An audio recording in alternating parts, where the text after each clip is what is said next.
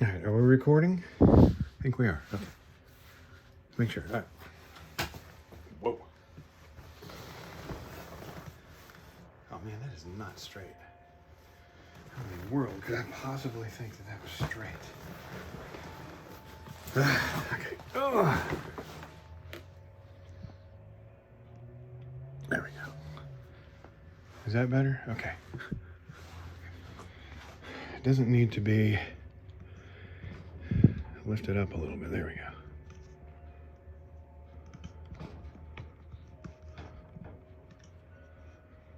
Okay. Is it still recording? Okay, it is.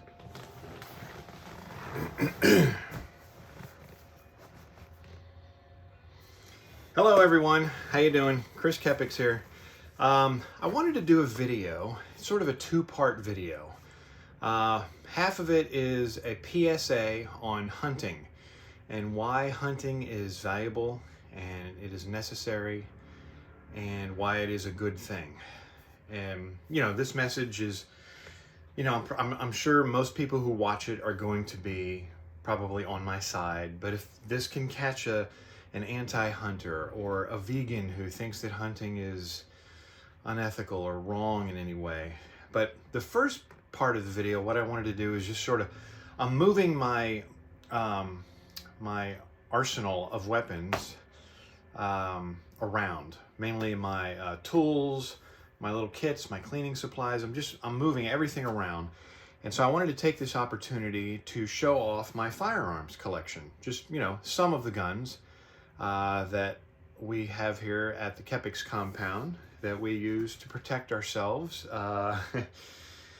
And just talk about them a little bit. I mean, I'm not a gun expert. I can basically kind of just tell you what type of gun it is, what model it is, and the basic, very basic functions of it. But I am a firearms enthusiast for sure. I am pro NRA, pro Second Amendment.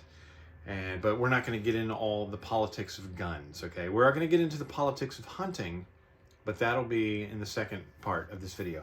So I guess the first one I'll show you is one of my everyday carries, EDC, as it's known as in short. So this one right here, you know, always remember, you know, to keep your weapon, even if you're just showing it off to somebody, in a careful point away from it. Treat every gun as if it's loaded. Now this one, this particular gun, this is the Glock 26 Gen 5. This is considered a compact semi-automatic gun. And you treat every gun as if it's loaded. This particular one here is loaded. It's got one in the chamber also. So that means the magazine inside of it is fully loaded with bullets. I think that holds 10 plus one in the chamber, so that's 11 bullets. And this is one of the guns that I use for everyday carry. I like the fact that it holds so many rounds. And for those of you who don't know, a round is a bullet. A lot of people who aren't into guns, don't know anything about guns, don't understand what a round is. And a round is just simply a bullet. One bullet is one round. So, you know, when you hear these news stories like, you know, there were 500 rounds that he was carrying around in his car. Well, if he's on his way to the range to do some shooting, that's not really a ridiculous amount. It's you know, kind of normal. I mean, I have several thousand rounds here in my backup ammo crates just to keep, just to have as backup ammo. So if my house was ever raided for some horrible reason, they would find thousands of rounds of ammunition of various, it would sound horrible, but it just means I have thousands of bullets. It's not that really that big of a deal. This is the Glock 26 Generation 5. I think it came out in the last 2 years or so. And this may have been one of the first handguns I ever purchased. So I'm very happy with that. Again, you know, treating it as if it's loaded, being very careful. And you know, I have several different ways that I can carry a firearm. There's I have behind the waist, or behind the back, small of the back as they call it. There's in the front. There's just several different ways. I don't want to spend too much time talking about each gun. Another everyday carry option that I have is this tiny little revolver. This is a detective's special 38. It shoots 38 special bullets. Again, treat every gun as if it's loaded, because as you can see, it is. It is loaded, okay? It's fully loaded. This particular one holds 6 rounds of 38 special bullets. This is another really awesome compact design that's great for concealed carry. You know, this will get the job done. 38 special will definitely take down and possibly even has the potential to kill someone. So this is made in Brazil by Taurus, and it's very reasonably priced. This was one of the first handguns I bought at a gun show. So there it is, the 38 special. It shoots 38 special bullets, okay? Again, you always want to make sure you're careful where you point that muzzle, okay? Now, moving on to one of my absolute favorite guns, speaking of 38 specials. So this is the Smith & Wesson 357 Magnum. I think the number on this is 686 or something like that. Now this one shoots the same type of bullets that the gun I just showed you shot. It also shoots 38 specials. But, you know, being that it is a Smith & Wesson 357, it also shoots 357 bullets as well. Much, much more powerful. Every 357 gun that you see also shoots 38 specials. It's a versatile gun. It, you know, if you're short on one type of ammo, it takes another. If you're just going down to the range, you want to shoot off a few. If you know, you're using this for, I definitely wouldn't recommend this for concealed carry. And I'm not a fan of open carry at all. That's just me, my own personal preference. But this is going to do a lot more damage to a person, blow a lot bigger hole in them. And again, treat every gun as if it is loaded. See if I can show you. And this particular one holds 7 rounds. And it is loaded with personal defense, 357. Let me see if I can show you just one. So that's a hollow point, 357 Magnum, man. And this thing packs a punch, let me tell you. And because of that is why I got it in such a long barrel. Because the shorter barrel, they sell 357s that are the same size as that 38 special I showed you, but going to have a lot more kick, going to be a lot less accurate. Now this one has a much longer barrel, which, you know, stays more steady and is a lot more accurate, for me anyway. I believe this is a 6-inch barrel, if I'm not mistaken. Let me see, did I ever get the name of this? I don't know. It's called a, I believe it's a 686. Oh, here it is, yeah. 686-6, made by Smith & Wesson, a very, very good gun company. So this is another one. This one, like I said, I don't carry it with me. The only 2 times I would use this is for home protection. If something went bump in the night and I, you know, went to investigate, saw what it was, saw that it was a direct threat to me or my wife's life, and then it would be used. Or if I'm out in the woods, you keep this, they have these straps that you can get, these chest straps, and this is a good one for bear defense. Like, I don't do a lot of bear hunting. I do every once in a while, but most of the time I'm out there going after turkey or deer, even squirrel. But a couple of the areas that I hunt do have bears. And this, you know, there's no big brown bears, grizzlies or anything. I don't know how much damage this would do. I guess it would have to be a pretty direct shot. This, I don't know. I personally think that a grizzly bear's skull might possibly have the ability to deflect one of these bullets, or maybe you just crack his skull and guess what, he's going to be even angrier and come after you. So you might need a little bit more, maybe like a 10 millimeter or a Casull, you know, something a Red Hawk.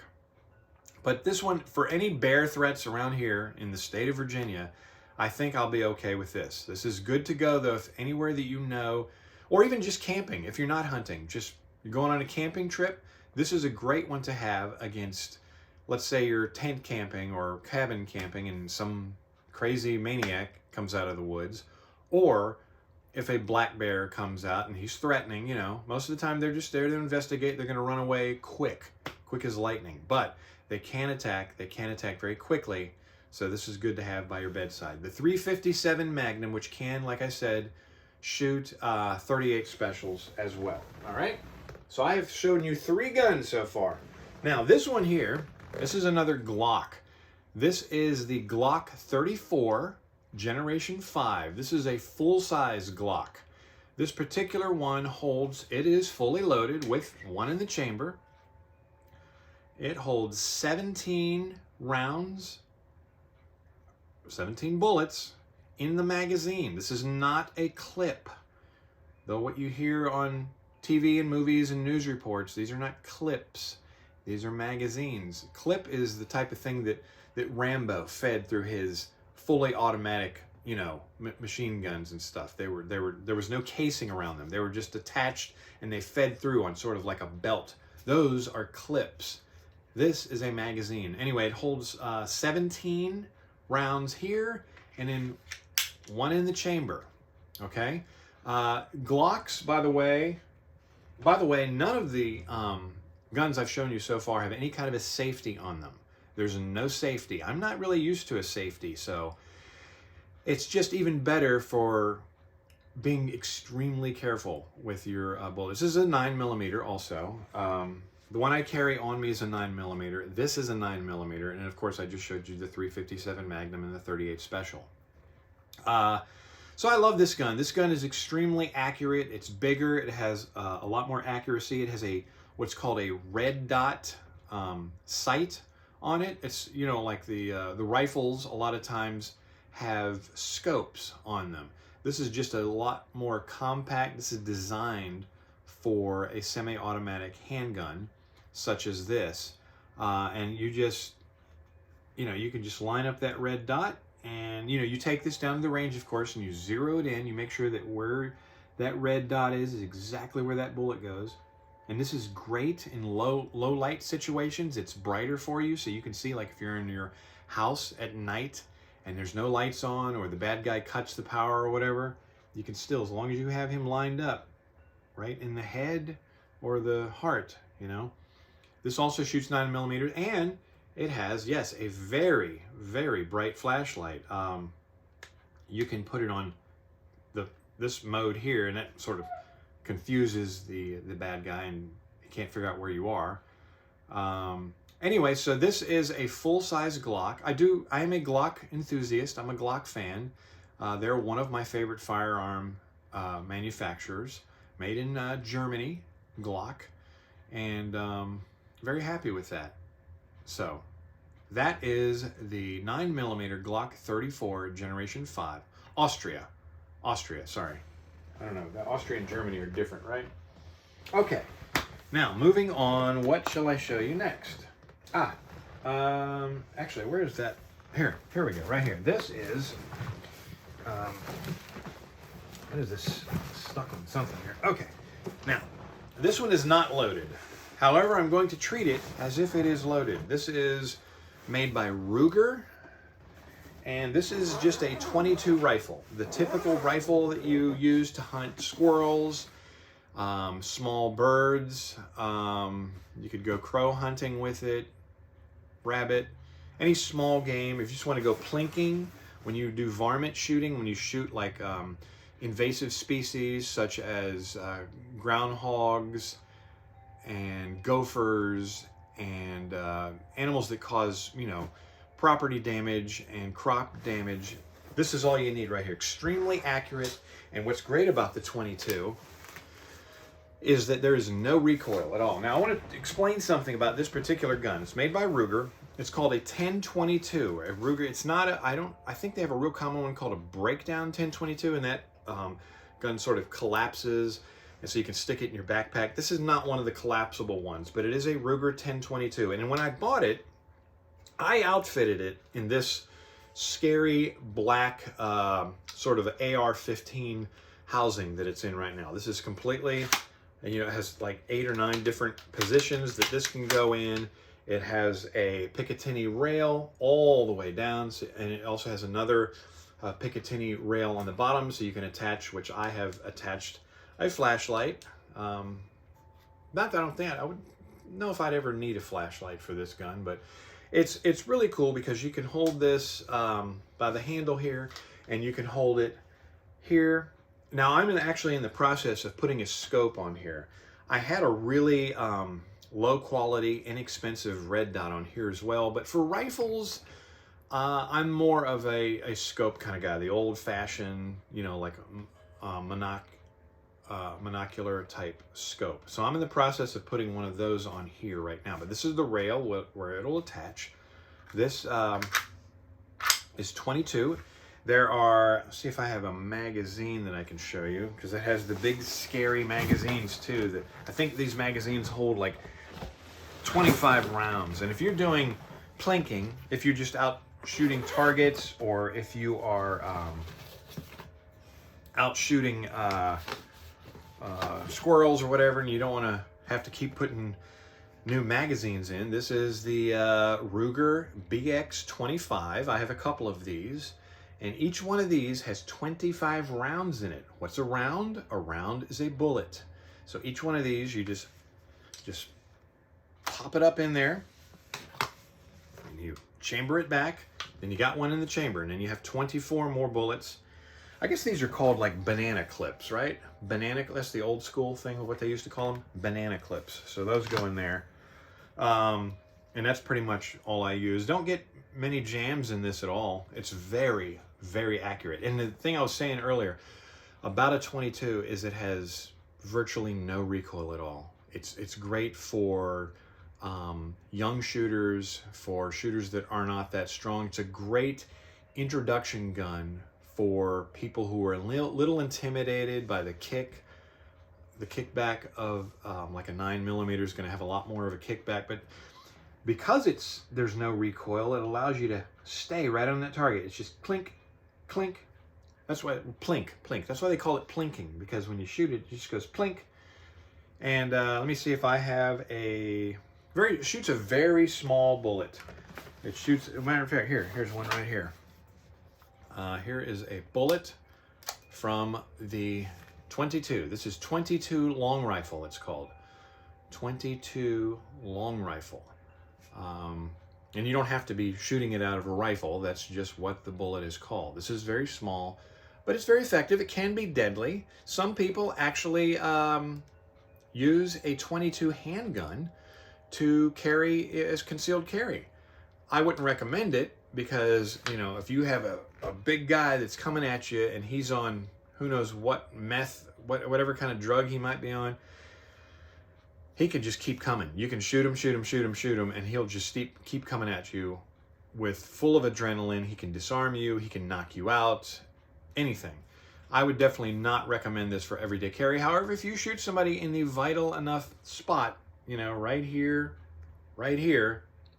you can theoretically take them down. Now, I think that if you shoot a man in the heart with a bullet this small, he could still come at you. Because when I go deer hunting, my arrow or my bullet can go right through that animal's heart, and they're still going to run. They can run up to a mile after that because their heart and their muscles, everything, still pumping. So you don't want that when you're trying to defend your life. I wouldn't recommend it. Some people do. But that is the 22 long rifle ammo made by the 1022, made by Ruger, a very, very good gun manufacturer. Like I said, it has the adjustable stock, and then it even has a secret little compartment in here in the handle. I used to have, like I said, a very inexpensive, low quality, battery operated red dot on here. And if you say you're done shooting for the day and you put your gun away and you forgot to turn it off, your battery would be dead the next time you go to the range. And do you have an extra battery around? Well, I do. I got one stored right in here, but I'm not going to need that much longer because, like I said, I'm putting a rifle scope on here. Here it is right here. This is the one. This is a very inexpensive rifle scope. It's adjustable. I don't know how many millimeters. 3 to 9. I'm guessing 44 millimeter. Not really sure. But that is, eventually, this scope is going to be right on here. Just like that. And this is the one I just took off. The inexpensive. This is a really, let me show you this here. So this one right here. This is a really cheap version of this. Okay. This made by Hollow Sun. Trigicon also makes these. A couple other really good manufacturers that make these, but this is very high end, very high quality. It's solar operated. The battery lasts for 5 years. That's what you want to go with for handguns. For me, when we're dealing with rifles, I like the rifle scope. Okay, and that's what's going to be put on there. So that is the Ruger 1022. Let me put that back in its home. I'm not going to spend any time really editing this video. What you see is what you get. I know there's going to be some times on here where I'm not really doing anything except putting things away or getting things out. Okay, what have I showed you now? I've showed you 1, 2, 3, 4. That was the 5th gun I've shown you. Next up, we'll move on over to the shotgun. This is one of the, I think this might be the first real gun I ever bought that wasn't like an air rifle or a BB gun or something. Probably got this back in 2008, something like that. Anyway, it's it's specifically designed at the time anyway for duck hunting. But it's a very versatile weapon. It's a 12 gauge shotgun. This is a fantastic gun for home protection. Absolutely fantastic. I attached a strap to it. This is not semi-automatic. This is a pump shotgun. So every time, making sure that it's empty, okay, and so you want to shoot it, you're going to do the old, okay, and then it's ready to go. Okay, nothing in here right now, but we're keeping it, treating it as if it is. I also put this little sleeve on the back that holds extra shotgun shells. Most of the time when I go down the range and I practice with this, I'm just shooting like bird shot, just real stuff you'd use for doves or rabbits or something like that. It's inexpensive. I think I got like 100 shotgun shells for like 25 bucks or something. Not expensive at all. And this is the type of thing where if you ever see them shooting these are called clay pigeons. And these are actually made of clay. And you can use a launcher or you can just have your buddy throw these up as high as they can in the air. And you just aim for it and blam. Because this is the most common type of weapon used for waterfowl, for geese, for ducks, for pheasant, any kind of bird, because it doesn't just shoot a single bullet. Even if you're shooting buckshot for deer, it shoots these. Now, if you put a slug in here, it's called a slug, just like a snail without a shell. It's called a slug, and you can use a slug. Let's see, I think when I went bear hunting several years back, you were required, it was very specific. I won a lottery to go bear hunting, but you had to go exactly when and where and use the exact type of weapon that they wanted you to use, and you had to use slugs on that. I later found out that the barrel on this particular shotgun is not designed for slugs, and you can actually mess up the integrity of the barrel if you shoot a slug through this. But I never shot a slug through it. I had slugs at the time, but I never saw a bear that time when I went hunting, and fortunately I never shot. Lesson learned. Lesson learned. So the most intense thing you'd ever want to shoot through here would be buckshot. But like I said, most of the time I just get these cheap little shotgun shells. This stuff is just made for squirrels and small games, very small game. So this is the Remington, I believe it is called the 12 gauge. You can use different chokes you can use. The chokes, let's see, it doesn't say what, oh, here it is. The model Remington M887 Nitro Mag. That's what this is. Like I said, I think I bought this in 2008, 2009, around that time. Oh, I was telling you about chokes. So it has this little thing in the end of the barrel called a choke, and you can take that out. I have several different chokes that you can use, and you take one choke out and put another one in. Basically what the choke does is that will control, because when you shoot a shotgun shot, it just kind of sprays BBs, essentially is what it does. Very powerful, much more powerful than a BB gun, but it creates a splatter pattern. And with the different chokes, you can determine how tight that pattern's going to be. If it's going to be like this, or if it's going to be a real spread out pattern. You know, if you're duck hunting and you need those little pellets to go, you know, further, create a larger pattern. That's what the choke does. And I think there's a special choke that they recommend if you're going deer hunting and you're using buckshot, because you want that to be, you want those pellets in there, which are much larger than the pellets that you would use for like dove hunting, and you want them to be in a tighter group. You'd change the choke on it. So every shotgun is equipped like that. There are the two most common types of shotguns is the 20 gauge and the 12 gauge. I know nothing about the 20 gauge, nothing at all. This is much more commonly used. Ammo is much more readily available for the 12 gauge. Even hopefully at the tail end of this pandemic, 12 gauge has kind of always been there. And they also sell a special home defense type of shotgun shell that you can use that's specifically made for stopping bad guys. The thing you have to be really careful with, though, if you're using too powerful of a cartridge in a shotgun and you're using it for home protection, the same with bullets too, and handguns. You have to be very aware of your backdrop, especially if you live in an apartment, because sometimes blam, it goes through the bad guy, it goes through the wall behind the bad guy, it goes through the wall behind there. If you live in a trailer park, it might go through your neighbor's wall and into him. So you've just always got to try to be aware of your backdrop if you can.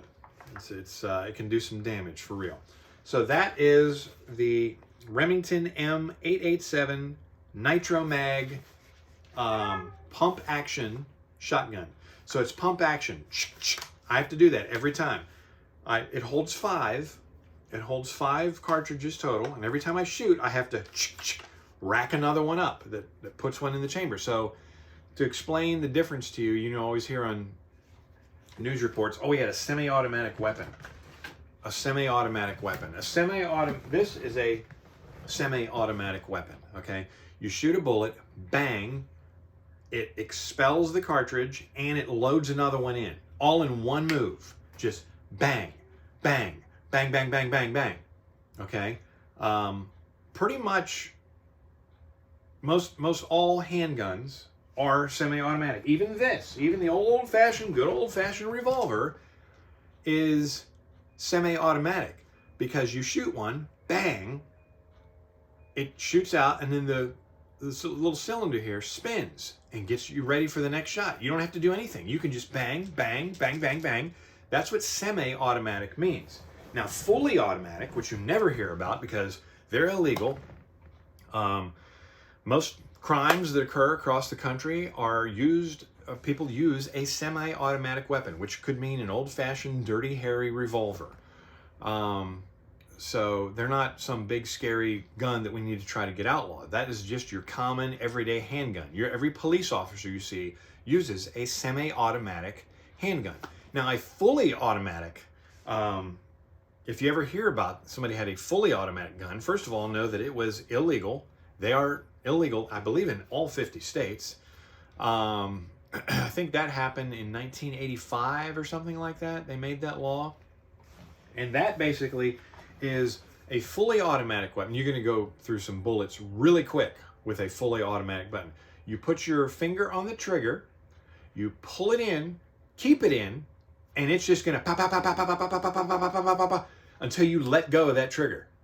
So if you're really trying to kill something, it's basically spraying bullets, pop, pop, pop, pop, one after the other. That is fully automatic. All these crazy cases you hear about, these school shootings and everything else, nobody has a fully automatic weapon. They have to pull the trigger, take their finger off the trigger, pull it again. So they're only going to be able to shoot bullets out as fast as their fingers. I mean, it's still pretty fast. Bang, bang, bang, bang, bang, bang, bang, but not, you know. Another thing, if you have a fully automatic, they used to make a Glock. I think it's called the Glock 18. It is not a legend. It is not a myth. It is a gun that actually existed. And it had a little switch on the back, and you could switch it from semi-automatic to fully automatic. And when they outlawed that, those guns became illegal. So if you were in the possession of one of those guns, that was illegal. Now, there are people out there who still have those guns. There are also people out there who modify their own guns so they become fully automatic, which is highly illegal. You do not want to get caught with one of those guns. Because that'll be it. You'll never be able to own a gun again. You're going to go to jail for quite a while if you modify your weapon so it's fully automatic. All right, let's... I'm gonna save one gun for last because it's currently might be my favorite gun. But I want to show you another 22. I believe it's in here. Let me double check. Yes, and it's made by Ruger. It's just like that rifle I showed you, except this is a 22 long rifle handgun.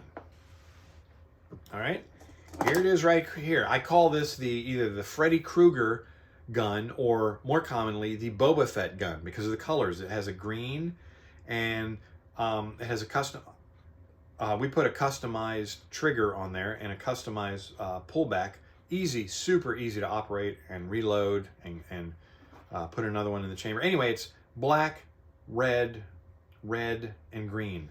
So it reminds me of Boba Fett, or it reminds me of Christmas, or it reminds me of Freddy Krueger. This gun is fantastic. And it has one of the very high-end, high-quality red dots on it. And you can look through it right now, and it has like a little circle, red circle, and then a red dot right in the center of it. Made by Sun. This gun is currently not loaded. But what am I going to do? I'm going to treat it as if you've seen me put my finger on the trigger of any gun here. No, I have not. Okay? Now, when you're doing cleaning and maintenance to your guns, it's okay to do that because you want to, feel if you're adjusting the trigger, if you want to, obviously you can pull the trigger then, but they always strongly recommend that you keep your ammo in a completely separate room just because there's no accident, so you don't forget anything, nothing happens. You make sure all your weapons are unloaded and you get all that ammo and you put it in a completely different room. Anyway, so what's really cool about this gun is, so when let's say these are fully loaded magazines. I'm not going to put one in here, but it shoots the real small 22 bullets, 22 long rifle, real tiny, but this is an incredibly accurate gun, especially with that red dot on it. Man, this thing's accurate from 25 yards and more. Of course, you make slight adjustments if you're shooting from further away. But anyway, you stick this. There's not one in the chamber right now. Okay. You would you'd stick this magazine, not a clip. You stick that in the bottom, and then you want to chamber your very first bullet. Well, look at this. See this cool little loop we put on here? It's a lot easier than grabbing the whole gun and going and getting your first one loaded. You just put your finger in here and boom. Guess what? It's loaded. It's ready to fire, fire, fire, fire, fire. Just like that. Isn't that great? This is so fantastic. And it's such an easy little modification to make. And this is called the Ruger Mark IV 22 long rifle. made in, I guess, Prescott, Arizona. Ruger, American made. Americans make some great guns, and I love Ruger. Currently is my absolute favorite manufacturer of guns. And it is a light, Ruger Mark IV Light, L-I-T-E. So if you're just starting out with guns, or if you have somebody that you know, gets really freaked out by recoil, this is a great gun to start with. There is no recoil at all. I mean, your gun is going to basically stay as still as it is while you're shooting. You're going to be like, bam. You shoot a 9mm and you pull it, it's going to go pow. You're not going to be able to help it. I don't care how strong you are, that gun's still going to kick up after you shoot it. And that's going to throw off your accuracy. This one here, though, no recoil at all. And so that's that. I have one more gun to show you. Of course, I have some air rifles and air pistols. I'm not going to bring those out today and show you, because those are just for, I don't know, shooting little nuisance animal. They don't have much power. They don't have much accuracy. They're okay. But oh, the one final gun I want to show you, which is currently my favorite one. Oh, I wanted to go back and say, so I conceal carry the Glock. I also conceal carry the Ruger. It's just whatever you're more in the mood, whatever you feel like carrying. They're both going to do some pretty serious damage. 38 special versus 9mm. Now, they say that a revolver is a lot more reliable. Like when you go to pull it, bam, it's going to roll and it's going to go to the next bullet and you're going to shoot it. These guns can jam sometimes, which can cost you your life. So it's a risk. You just have to weigh the pros and cons, do a little research, do a little reading on, should I carry a revolver or should I carry a gun like the Glock? Yeah, it's up to you, personal preference. I have both. I like to switch them up sometimes, you know. This is a great one here too for the wife, for home protection. She would use this one in the case, you know. But okay, so I have one more gun to show you. Then I'm going to get into the hunting lecture, or the hunting education, the PSA, if you will. The final gun I have to show you is another Ruger, because I absolutely do love Rugers. These cases, by the way, are super inexpensive. They sell them at Harbor Freight, and they are fantastic. You don't need to go and buy a Plano or any of the more expensive ones. They're padded. They're fantastic. So this is currently my favorite gun right now. Oh, that Mark IV I just showed you also has a threaded barrel, which means that you can screw on a suppressor, also known as a silencer. And it works great. On the 22, there's almost no sound at all. Now, you ever watch John Wick, and he has suppressors put on his 9mm, and it's virtually no sound. That's fairy tales. That's fantasy land. That doesn't exist. There's not really a 9mm that exists that you don't still need hearing protection, or highly recommend hearing protection. It's still going to be loud. But if you say somebody breaks into your house in the middle of the night and you have a 9mm and you have no suppressor on there and you fire that gun, your ears are gonna be ringing for probably a minute or two, because it is really loud. It's not good for your hearing at all. So I eventually am gonna get like 1 or 2 suppressors for a couple of the different firearms that I have. So this one is called the Ruger PC Charger. Now, it is actually considered not a rifle, even though it extends. It has a folding buttstock here. This just folds there. You know, you can stick it in your purse or wherever if you wanted to carry it with you. This is a 9mm, and so this flips open just like that. So you can brace it in your shoulder like a rifle. Very accurate, like a rifle. I am definitely a rifleman. When it comes to accuracy and precision shooting, a rifle is my preferred gun every time. This also has, and this here just pops on and off here to make it more compact. And there you go. And you can unscrew this threaded barrel and you can attach a suppressor or a silencer on here. And it does, it's a 9mm, so it's still going to be loud, but it's not going to be deafening. And you can use this for home protection. Let me show you. You can use a regular magazine. This is just goes to my full-size Glock right here. This one holds 17, so you can stick that in the chamber there. That's your magazine. Holds 17 rounds. You can lock one into the chamber, put another one in here, so that's 18 rounds right there. 18 bullets, right? Now, this is the one that I prefer to use. This one holds 31 rounds, 31 bullets. And what's great about these, and the reason I like these for the range, we'll get into why I like these for home protection in a minute, but what I like about these at the range is you just put that in there, goes right up in there, okay? And you could just shoot all day. 30, it takes a long time to shoot 30 bullets. And it's very expensive, so you're not gonna be just wasting them, especially 9mm today. About the cheapest you can find 9mm bullet today is around 33 cents a round, 33 cents a bullet.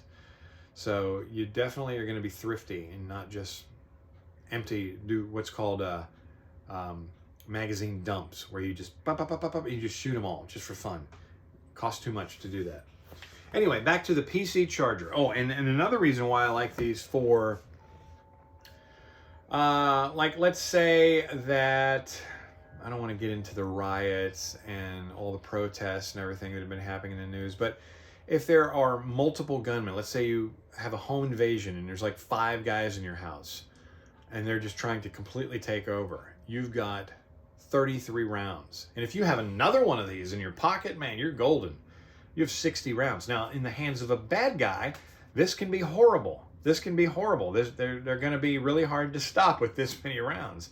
But in the hands of a good guy, and you're surrounded by bad guys, this is a great thing to have. You know, it just all depends on who has it, you know. Now, they're talking about outlawing these because, you know, Joe Biden says, who needs that many rounds? Well, sometimes you do. Sometimes you do need this many rounds. And I think they're great. In a bad guy situation, you are well equipped. You're not going to run out of ammo with one of those. You know, if you've got 5 drugged up guys coming at you, or even 10 guys, or, you know, say there's a mob or some kind of riot just decides that they want to take over your house and, you know, rape and murder every member of your family. Well, guess what? You got something for them right here. I am 100% in favor of these, and this is what I use in my Ruger PC charger most of the time. What's really cool about this particular gun, this is one of the ones that I'm going to eventually get a suppressor for. It's got this little finger guard right here, so you can shoot it. It has a red dot. This particular dot on here is green. I don't really have a preference. They sell different colored dots. Red and green are the 2 most common. Red's the most common. This happens to be a green one here. And this is, even though it's a 9mm, it's not a handgun. So because you get to brace it into your shoulder and sort of hold it like a rifle, because of the length and all that, it's considered a handgun and not a rifle. Then you try to imagine there's going to be a suppressor on there too, so it's going to be even longer. I love this gun. It's so accurate. I can just sit there and clink. We shoot these steel plates, these big steel plates. We can't shoot the rifles at them because the rifle bullet would go right through them and would ruin them. But these 9mm just sort of explode on them. They're thick enough. I think they're 1.5 inches thick steel plates, and they just splatter on there. Incredibly precise. I love. That's why I like this gun the most. It's super precise. It's super fun to shoot. And it is a semi-automatic, so you put one in the chamber, and you put your magazine in there, and guess what? 30 rounds. Fast as you can pull that trigger. Pow, pow, pow, pow, pow. It's a blast. I really enjoy it. And then, you know, when you're finished, then, you know, this here comes right off.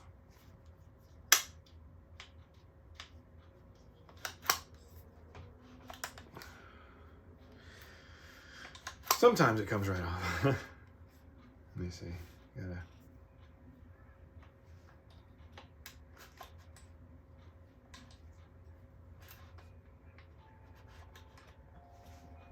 I might need to edit this part. This particular gun has a safety. The shotgun has a safety.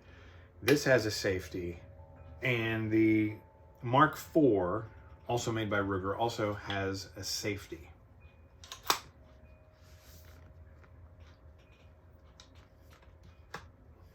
Okay.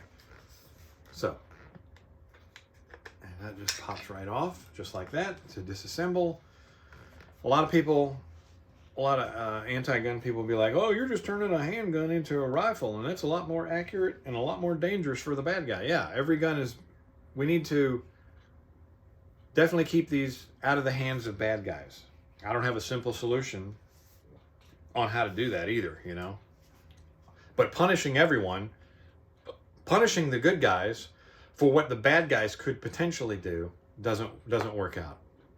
Oh, and this also has a thing, if you want to Velcro, you can strap it to your arm. So it's really on there. So in case you don't want to shoot it like that, if you just wanted to do it like one-handed, you can strap to your hand. As long as you got that, pow, pow. It's going to have a little bit of a recoil. It's 9mm. But anyway, so that is the collapsible Ruger PC charger. Let's see, what does it say? Newport, New Hampshire. Made in the USA. Those Rugers are made in the USA. They're fantastic. So that's it. Oh, and yeah, I showed you the red dot on that. Okay, so I don't know what time we're at right now as far as this video goes, but now I'm going to talk to you a little bit about hunting and the pros of hunting. I don't really think there are any cons. The only cons are the people who give hunting a bad name, the unethical hunters, the ones who don't do it right. The good old boys, the FUDs, whatever you want to call them. There are, you know, and it's in everything. Somebody's going to, everything that you enjoy, it can be a group of people that can give it a bad name, that can do it, ruin it, not do it the right way, not do it the responsible way. But you don't punish everyone because of that. You just have to sort of hold these people accountable for what they do. Anyway, hunting. So, hunting's bad, right? You're a vegan. Or you don't eat meat because you don't agree with factory farming, which I am 100% right there with you. And if I could have my freezer full of like deer meat and moose meat and elk meat and squirrel meat, I would. You know, if I had the money and the resources, believe me, all I would eat would be wild game. So I'm 100% there with you with factory farming. There is some farming that is not factory farming. It's responsible. The animals are treated right. They're not all crammed into... They're few and far between, but not all meat that you buy from the store is bad if it's sourced ethically. But I wanted to talk to you. I wanted to throw a question up to you. How can you bring yourself to kill an animal? That's basically the core of the whole thing, okay? And doesn't that seem mean, and doesn't that seem cruel and horrible? It makes you feel like a big man. Okay, now here's the question for you. Let's talk about deer specifically, or any wild animal, a fox, a possum, a raccoon. But I'm just mainly dealing with deer here for the most part, okay? What's going on here? Okay, I have to wrap this up because the wife's on her way home. I just want to give you a quick little education on hunting. So here's my question to you. When animals die in the wild, say a deer, how do you think they die? Do you think they go to a deer resting home, a deer old age home, or do you think they just find a little spot in the shade somewhere and lay down and just get old and die? No, that is not true. Let me educate you. Not just deer, but every animal in the wild, in nature that doesn't have hospitals and technology and antibiotics and medicine and know how to administer first aid, all die a pretty slow and agonizing death, or a quick and agonizing death.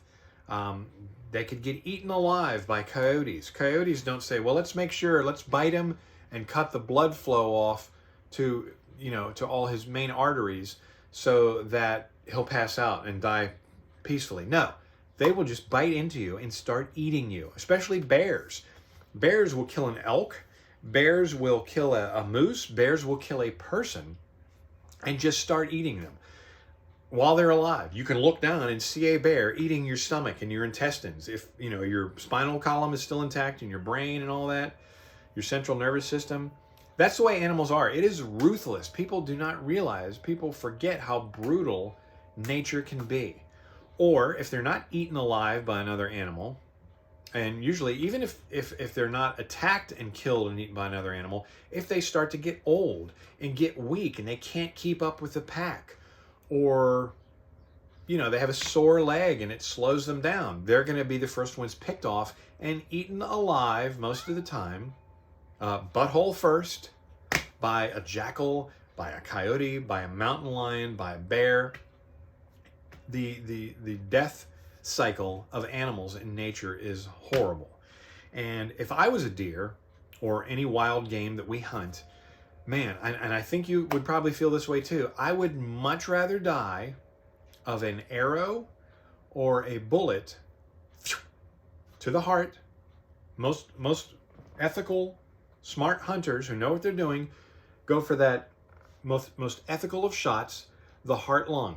It's one hole, it pierces the lung, it goes through the heart, it comes out the other side of the lungs, it comes out of the other side of the deer. Whether you're shooting with a bullet or an arrow, 99.9% of the time, whatever you're shooting at, it comes out the other side. So it goes all the way through the animal, all the way through, okay? And so a lot of times, there's video out there of animals getting shot with guns or arrows, direct shot, lung and heart, and they look up and they look around like, what the heck was that? And sometimes they'll just stand there. And sometimes they'll start to get a little woozy. They still don't really know what happened, but they're losing blood. They don't have the awareness to look down and say, oh, I've been shot, I'm losing. You know, sometimes they'll take off running. But it's about the most cleanest and ethical way an animal can die. Would you rather get eaten alive by a mountain lion or a coyote or a wolf pack, whatever, or would you rather be a razor sharp arrow right through the most vital part of your body that's going to end you the quickest and the most ethical? I think that might be the end of my video.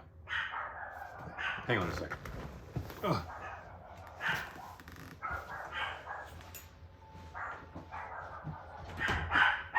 Hey. Shh.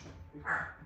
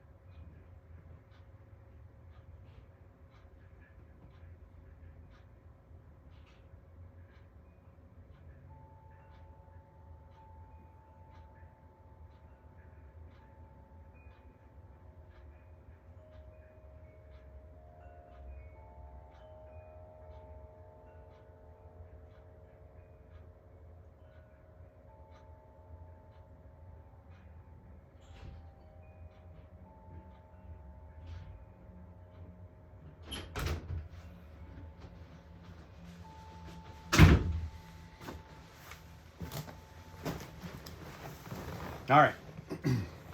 Okay, sorry about the interruption there. So basically, what I'm trying to emphasize here and get across to you is that there's no cleaner, more ethical way for an animal to die than by the grace of a hunter's bullet or an arrow. It is the absolute least painful way for an animal to die. If you want nature to run its course, that animal's going to die either a slow or a fast, agonizing death. It's not going to be pleasant. you know, the animals, they don't have first aid. They trip over a branch and they break their leg. Guess what? It's going to slowly start to get infected. They don't have antibiotics. Then they're going to limp around on it for weeks or months.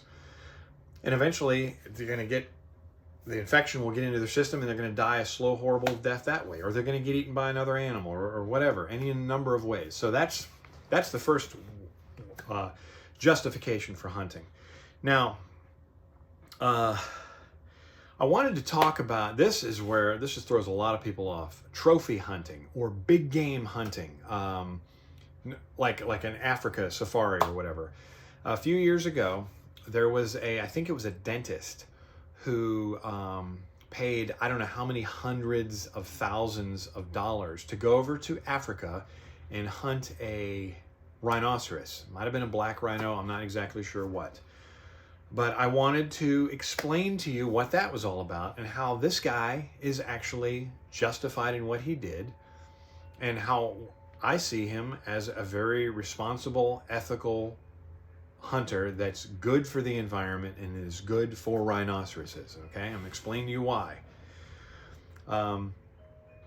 When somebody pays a large amount of money and they go over to Africa and they want to hunt a rhino or an elephant, that's horrible to you, right? Because of what the media feeds you. And, you know, generally, for most of the time, it is horrible. You know, these animals are threatened or endangered or near endangered. And most of the time, you know, poachers going out there just doing it just for the ivory. Of course, these people are the scum of the earth. I don't even want them to be alive. They're horrible people.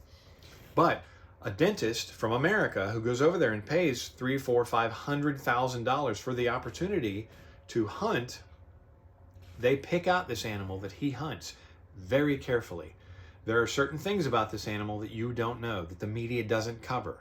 Like that this animal is a bull rhinoceros, and his mating days are over, but he's a rogue, and he is going around and killing baby rhinoceroses. I mean, they've observed this behavior. They pick out these animals.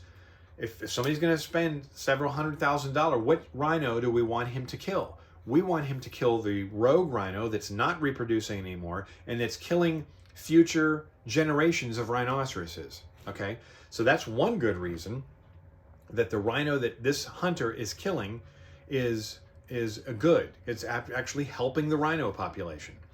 Also, when they kill it, and they might be just trophy huntings and just bring the head back, whatever, macho, whatever, you know, that's horrible, right? But guess what? That meat doesn't just sit there.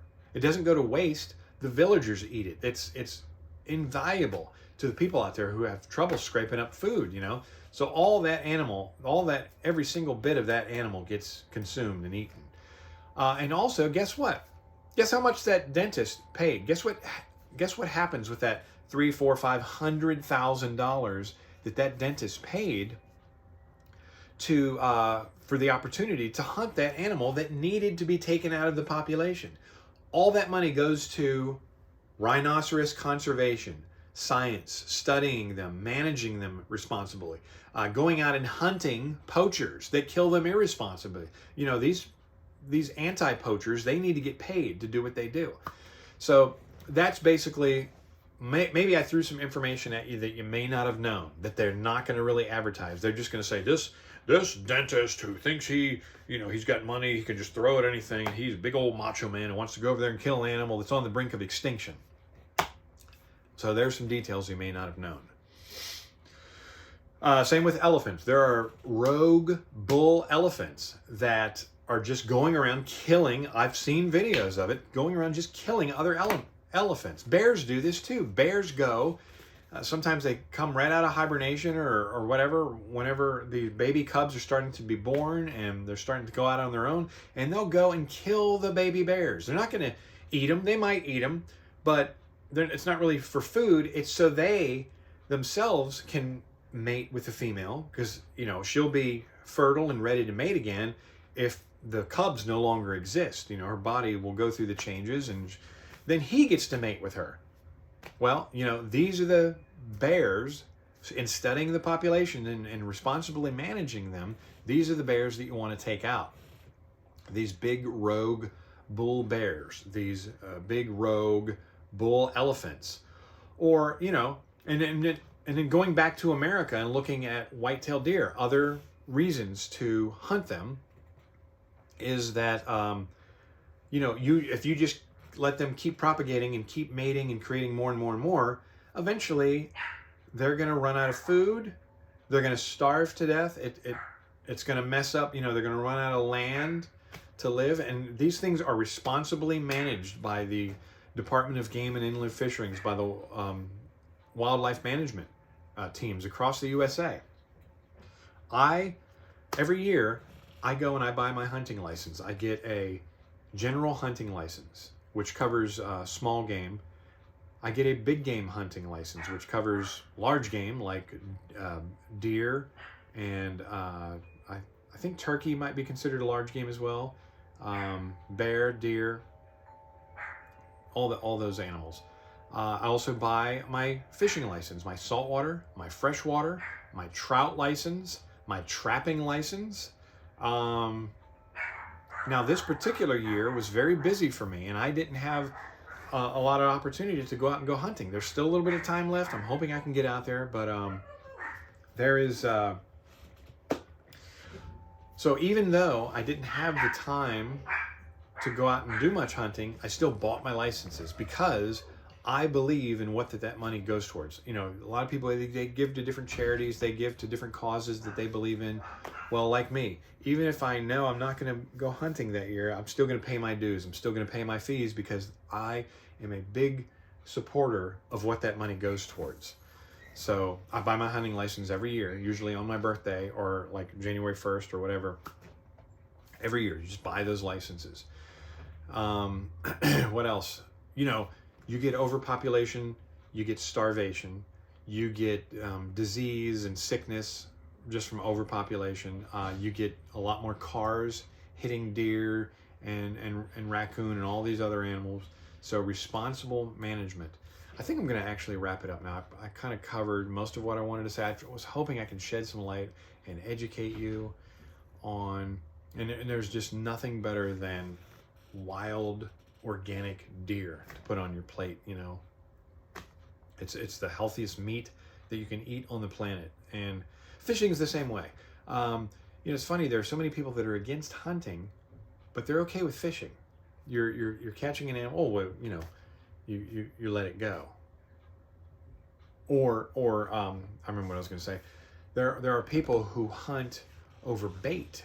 There are people who set up bait traps for bear or for deer. They'll have the corn, the thing that sprays out corn that attracts the deer, or even a salt lick. And I think in the state of Virginia where I live, that's illegal. And I don't agree with that law. I think that law is absolutely ridiculous. I think that we should be allowed to bait. Going back to fishing, what are you doing when you're fishing? You just throwing an empty hook out there? No, you're putting bait on there. How's a trout any different than a deer? You're using bait. It's the same thing. So I don't have a problem with baiting at all. I think there was something else I wanted to cover, but I don't remember what it was right now. Anyway, I am 100% pro hunting. I'm 100% pro Second Amendment. I'm one of those guys. I'm a gun rights guy. So if you ever want to go hunting, if you ever want to learn the absolute basics of how to clean skin, clean gut, process your animal, you know, hit me up. And you know, if you live nearby, and if I know you and I know you're not a psycho killer, I'll bring you with me and I'll teach you a thing or two. So this has just been a little PSA on hunting and why I'm such a strong supporter of it, and I believe in it, and I say yippee for all the hunters out there. Thank you for watching.